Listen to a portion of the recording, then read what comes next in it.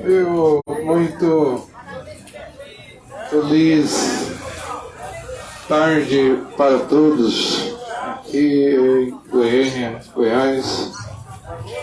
Agradeço a Deus, o Eterno, o Altíssimo, por essa rica e grande oportunidade de estar aqui para evangelizar, fazer evangelização. É uma ordem de Yahushua, a qual você chama de Jesus, Yahushua Mashiach. Mashiach no hebraico quer dizer o Messias, o Cristo. A Bíblia originalmente foi escrita em hebraico. O hebraico é a língua, o idioma do povo de Israel, da nação de Israel, do povo judeu, daquela região lá da Judéia. Os descendentes de Abraão, hebreu, o povo hebreu. E Deus deu a Bíblia Sagrada, as santas letras das Escrituras, através de homens hebreus. Mesmo no Novo Testamento, Pedro, Tiago, Judas, João, Paulo, esses homens eram hebreus, nos deram a Bíblia Sagrada em hebreu. Acontece que por muitos séculos, anos, sob domínio da Igreja Católica Romana, traduções errôneas, traduções foram feitas das Escrituras. Mas isso não invalida a Escritura. Em João 10:35, Yahushua, a qual você chama de Jesus, ele disse: as Escrituras não podem ser canceladas. Mesmo o nome do Filho de Deus sendo Yahushua, e na tradução errada hoje está Jesus, mesmo assim não invalida a Sagrada Escritura. A Bíblia é a Sagrada Escritura. O livro de Allan Kardec não é um livro sagrado. O livro de Kaku Filipe não é um livro sagrado. O livro de Maomé não é um livro sagrado. Nem o livro do budismo, sextinoísmo, hinduísmo, puranas. Pode pegar uma folheta aí, é gratuito. Não são livros sagrados. O único livro sagrado é as Escrituras. Obrigado. É a Bíblia. Paulo disse em 2 Timóteo 3, versículo 15: desde a infância, meninice, desde criança conheça as sagradas letras. Elas têm poder de fazer você conhecer o Mashiach, a qual você chama de Cristo. Elas têm o poder de fazer você conhecer o Mashiach, Yahushua, a qual você chama de Jesus, para que você tenha inteligência para ser salva. E toda a Escritura é divinamente inspirada pelo Espírito de Deus. É ela que instrui, é ela que põe ordem, é ela que corrige, é ela que colocará o homem de Deus na perfeição. O caminho para o céu é as Escrituras. É a Bíblia mesmo, ô pregador. Mas a Bíblia é um livro, mas é um livro sagrado. Mas a Bíblia é um livro de história, não é, pregador? Depende. Depende, a Bíblia é o livro de Deus. Eu pergunto, Deus é história? Deus é passado? Yahushua, a qual você chama de Jesus, é história, é passado?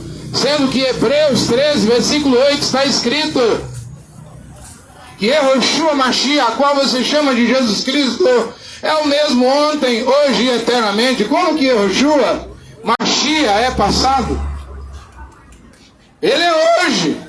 Ora, se ele é hoje, a sua palavra está valendo em Mateus 24:35, lá no Monte das Oliveiras, Yahushua Mashiach disse, a qual você chama de Jesus: passarão os céus e a terra, e as minhas palavras não passarão. Ora, como que a Bíblia é um livro de história? Como que a Bíblia poderia ser um museu, um livro de história, se Yehoshua Mashiach disse que suas palavras jamais passarão, suas palavras são eternas, suas palavras, as palavras de Yehoshua são infalíveis. E o povo quer ver Deus, o povo quer encontrar Deus. A única maneira de encontrar-se com Deus não é através de um papa, um sacerdote, que se diz sacerdote católico, não é através de missionários, bispos, teólogos, reverendos, pastores, presbíteros, homens pregadores. Lâmpada para os meus pés é a tua palavra, disse Davi no Salmo 105. Quem é a lâmpada?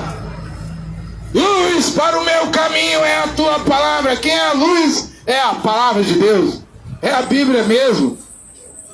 A Bíblia, Martim Lutero, quando começou a pregar na Alemanha para desacorrentar, quebrar os grilhões das correntes do catolicismo sobre o povo da Alemanha, Lutero começou pregando o seguinte: a Bíblia não é um livro velho e nem moderno, é a eterna palavra de Deus. E um alemão, um simples camponês alemão munido, armado com a Bíblia Sagrada, é mais poderoso do que os grandes papas da Igreja Católica sem a Bíblia. E com essa pregação, dando valor à Bíblia, dando valor às Sagradas Escrituras, mostrando o poder que tem o Evangelho de Paulo, Lutero conseguiu desacorrentar o povo alemão dos grilhões das correntes da Igreja Católica. Isso em 1517. 500 anos depois, estamos aqui no século 21. O povo está escravizado. Agora não é só pela Igreja Católica, agora é pela Igreja Universal do Bispo Edir Macedo que o povo está escravizado. É pela Igreja Mundial do Valdomiro, apóstolo Valdomiro Santiago. É pela Igreja Internacional do R.E. Soares. É pela Assembleia de Deus do José Wellington Belém, ou da Madureira do Manuel Ferreira. É pela Renascer do Esteve Hernandes. É pela Videira do Aloísio. É pela Luz para os povos do Sinomar Silveira. É tanta igreja hoje escravizando o povo. Faz-se necessário o povo fazer como nos dias de Martim Lutero, se desacorrentar. Mas como que vai o povo se desacorrentar das igrejas, das correntes das igrejas, das prisões chamadas igrejas católicas, protestantes, pentecostais, evangélicas, europentecostais e neopentecostais? É através da Bíblia. Eu acredito que a mesma Bíblia, a mesma Escritura que libertou o povo alemão da Igreja Romana, das indulgências, de fazer pagamento de indulgência, comprar pela salvação, comprar o perdão dos pecados no tempo de Martim Lutero, e a Bíblia libertou o povo alemão. Eu acredito que hoje a Bíblia tem o mesmo poder. E por que, pregador, que a Bíblia, a Escritura, tem esse poder? Porque no Evangelho de João, capítulo 1, versículo 1, está escrito: no princípio era o Verbo, a palavra, o Verbo estava com Deus, e o Verbo, a palavra, era Deus. A Bíblia é um livro diferente. A Bíblia é Deus em forma de letra, é Deus impresso em letras. Se você respeitar a Bíblia, ter temor pelos mandamentos da Bíblia, crer na pregação da Bíblia, então Yehoshua, que é a palavra de Deus, pode pegar o folheto aí, é gratuito, pode te libertar. Yehoshua pode te libertar. E conhecereis a verdade. Não é o Jair Bolsonaro, Jair Messias Bolsonaro. Embora Bolsonaro tinha o nome de Messias, Messias no hebraico quer dizer Mashiach. Bolsonaro nunca foi Mashiach, ungido. E conhecereis a verdade, João 8:32. E a verdade vos libertará. Mas aonde está a verdade nesta hora? Está aí na sua mão. Você não tem a Bíblia? Está aí debaixo da sua axila. Você não usa a Bíblia debaixo do braço? Não deve usar a Bíblia como se usa um desodorante, um sabonete. Não, a Bíblia é a palavra de Deus. Quando a Bíblia é a palavra de Deus e Yehoshua penetrar no seu coração, E conhecereis a verdade, e a verdade vos libertará. Ô pregador, qual é o seu nome? André Luiz. Quem é que você prega? Yehoshua. Eu prego Yehoshua, o Filho de Deus, e morreu na cruz do Calvário, lá no Monte da Cadeira, no Monte de Gólgota. O Gólgota e ressuscitou ao terceiro dia. E aonde está Yehoshua, pregador? André Luiz.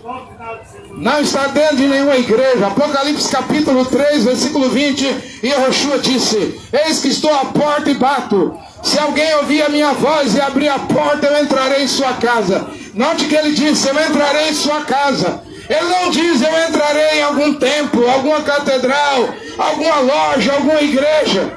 Yehoshua está fora das igrejas. Quem tem ouvidos, ouça o que o Espírito diz às igrejas. Também o pai de Yehoshua, YHWH, o tetagrama judaico com 4 letras, Yud, Re, Vav, Re, que hipoteticamente o nome mais próximo é Yehová, não é Jeová, Senhor. A letra J não existe nas 22 letras do alfabeto hebraico. Eu não posso falar Jeová, Jesus. Como que eu vou falar Jeová, Jesus, se a letra J nasceu em 1524 com George Tricino na Itália? Antes, o nome estava no grego Jesus, mas no hebraico, com Pedro, com Paulo, era Yehoshua. Mesmo o governador Pilatos colocou lá na cruz do Calvário Yehoshua, o rei dos judeus, em latim, em grego e em hebraico. Por que em hebraico? Porque o povo de Israel fala hebraico. A Bíblia diz em Atos dos Apóstolos, capítulo 21, versículo 40, que quando Paulo estava em Jerusalém, os judeus queriam matá-lo, a multidão queria matá-lo. Paulo pediu ao tribuno, o chefe lá do exército romano, soldados, para dirigir uma palavra à nação judaica. E o tribuno, que é maior do que um centurião romano, um tribuno romano, ele perguntou a Paulo: você fala grego? Paulo disse: eu sou judeu, eu nasci judeu, e fez sinal com a mão. E a Bíblia diz em Atos 21, 40, que ele começou a falar em língua hebraica e houve um silêncio com o povo hebreu, o povo de Jerusalém, porque Paulo começou a falar em língua hebraica. Para que Paulo iria falar grego com quem falava hebraico? O povo de Israel, o povo judeu. Você não sabe que os judeus falam hebraico? Por acaso você não sabe que Yehoshua, Mashiach, disse em João 4, 22, nós os judeus sabemos o que adoramos, porque a salvação vem dos judeus.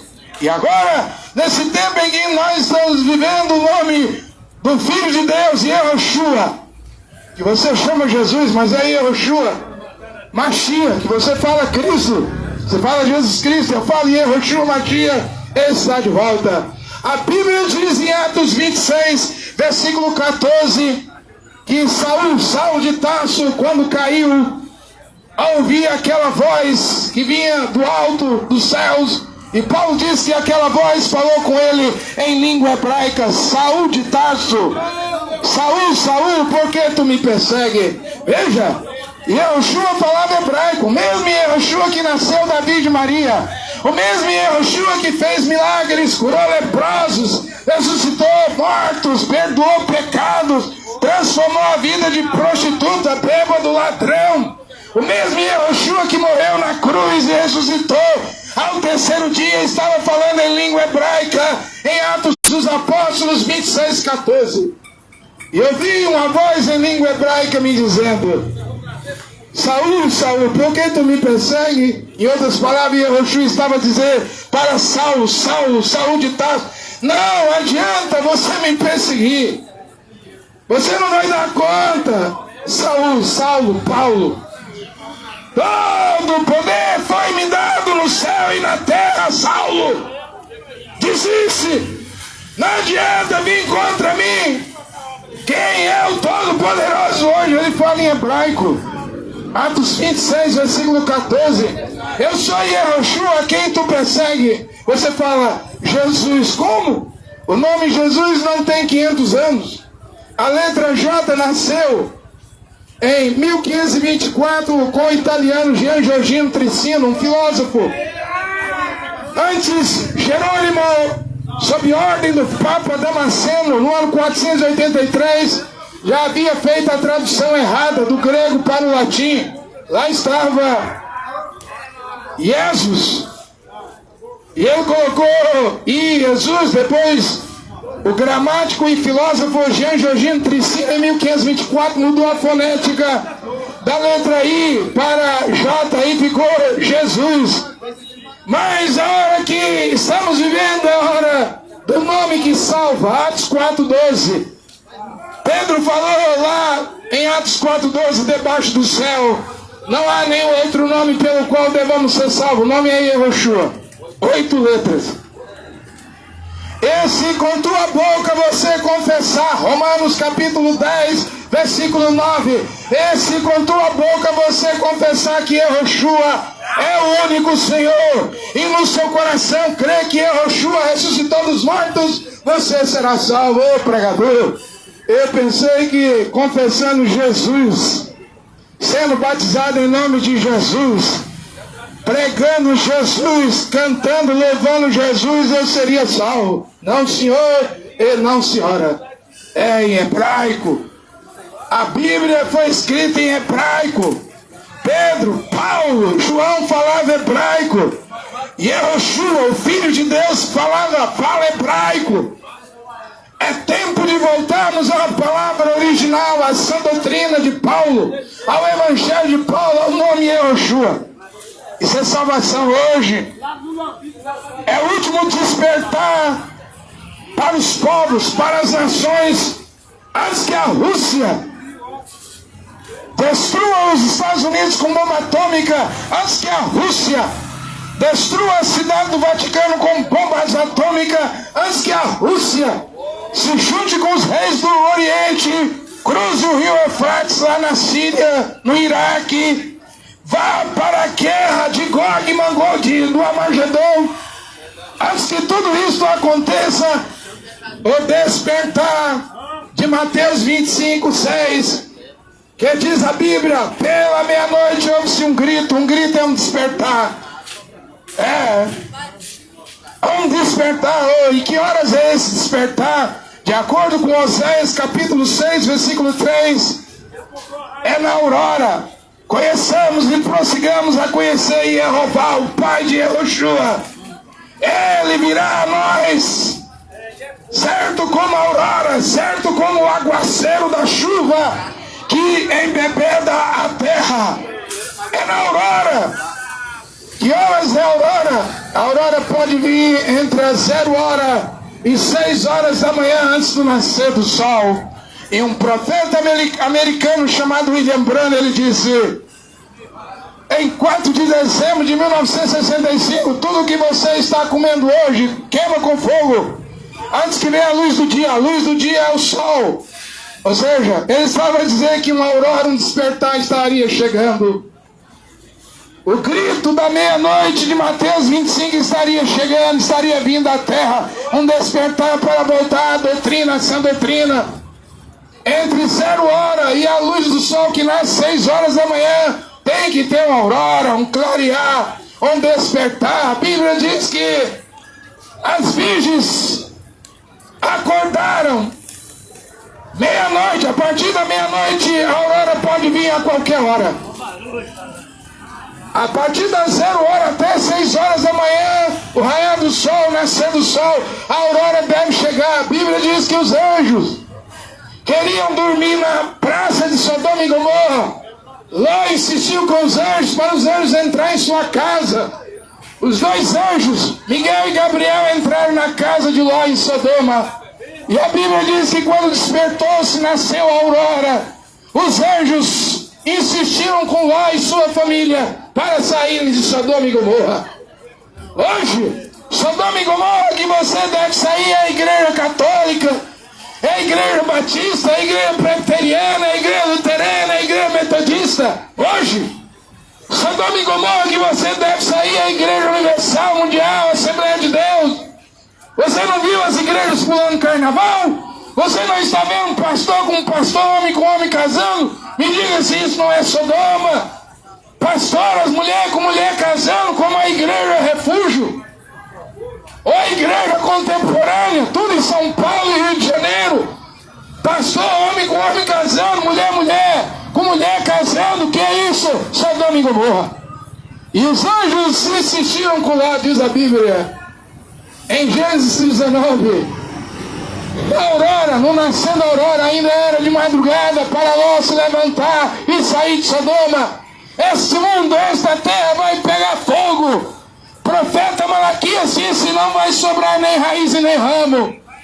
Vai virar cinza. Pedro disse, até os céus vai virar chama de fogo. Não é só a terra não. Até a atmosfera da terra vai pegar fogo. Tudo vai derreter porque a humanidade está com as costas viradas para Deus. O homem não quer se arrepender. As mulheres não querem se arrepender. Padres da igreja católica não querem se arrepender. Pastores protestantes não querem se arrepender. Nem os pentecostais. São 2000 anos que a igreja católica está na terra. E o que nós vemos aí, pedofilia. São 500 anos de igrejas protestantes na terra. O que nós vemos aí? Formalismo, mundanismo. São mais de 110 anos de Assembleia de Deus no Brasil, que tem 22 milhões de crentes na Assembleia de Deus. O que nós estamos vendo aí? Pecado. Qualquer igreja que você citar o nome dela para mim, eu vou dizer, o pecado está aí dentro. Não há avivamento aí dentro. A semana passada, em Osborne, Kentucky, eles terminaram um culto numa faculdade lá. Todos os pastores, pregadores estavam dizendo, está havendo avivamento em Osborne, Kentucky, numa faculdade, numa capela. Quando eu ouvi a notícia, eu disse, para mim isso não é avivamento. Não tem avivamento na América do Norte. Até onde eu sei, avivamento mesmo foi lá no país de Gales com John Wesley, em 1750. Depois de Wesley ir pregar para os índios aqui na América do Norte, quando nem Estados Unidos existia, Wesley converteu os índios. Voltando para a Inglaterra, John Wesley disse, eu converti os índios, mas quem é que vai me converter? As pessoas se assustaram com John Wesley. Como que ele pode converter índios e não é um convertido? E outra coisa, John Wesley era pregador, pastor da igreja anglicana, a igreja do rei da Inglaterra. E Wesley viu que os crentes da igreja anglicana tomavam um gin, uma bebida alcoólica, é igual hoje. É crente, mulher com mulher casando, é crente, homem com homem casando, é crente pulando carnaval, é crente com a cara atolada na novela, na televisão, mundanos e dizendo que vão para o céu. E quando John Wesley viu aquilo, os crentes da igreja anglicana tomando uma bebida alcoólica, os crentes da igreja calvinista do tempo de John Wesley, um homem era casado com 5 mulheres, me pasme, é assustador, e o pastor batizava ele. Ainda dava Santa Ceia, Wesley estava só olhando aquilo. Wesley sabia que ele não era um convertido, que ele precisava de uma conversão, mas ele não se entregava às igrejas da Inglaterra, calvinista, anglicana, luterana, tudo mundana. Então Wesley teve a sua conversão pessoal, individual com Deus e começou a pregar na Inglaterra. Olha, sem santificação, Hebreus 12:14, ninguém verá o Senhor. É o que eu estou a pregar aqui nessa hora. Não pense que você tem uma televisão em casa que você vai subir no arrebatamento. E você sendo um crente, cristão, político, fazendo política, que você vai subir no arrebatamento. Lembra da Copa do Mundo? A crentarada toda pulando gol, gol, e a Bíblia dizendo, não ameis o mundo, nem as coisas do mundo. O nome já era Copa do Mundo. Quem ama o mundo, o amor do Pai não está dentro dele e dela. Os dias de hoje não são diferentes de John Wesley. Acontece que John Wesley pregou no país de Gales e promoveu um avivamento ali. Cada motel, casas de prostituição, bares, casas que vendiam bebida alcoólica. John Wesley fechou no país de Gales. Claro, a criminalidade zerou no país de Gales. Os americanos viajaram dos Estados Unidos para o país de Gales para ver esse avivamento. Como em Osborne, Kentucky, muita gente foi lá. Eu não vi avivamento em Kentucky, em Osborne. Eu vi avivamento no país de Gales. Motéis sendo fechados, prostíbulo, bares sendo fechados pela pregação de John Wesley.